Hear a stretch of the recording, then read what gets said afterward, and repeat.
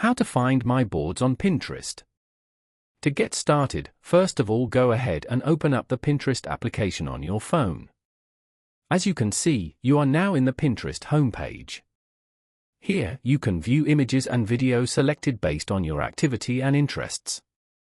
This includes pins from accounts and boards you follow. On this page, go to the bottom panel and tap on Saved. Over here, you can view all your saved pins and the boards they are saved to. Then, go to the Boards section above. Here, you can view all your boards on Pinterest over here. Open any of your board from here to view it. You can see all the pins you have added to this board here. Tap and open any pin to view it. You can also add other pins to this board if you want.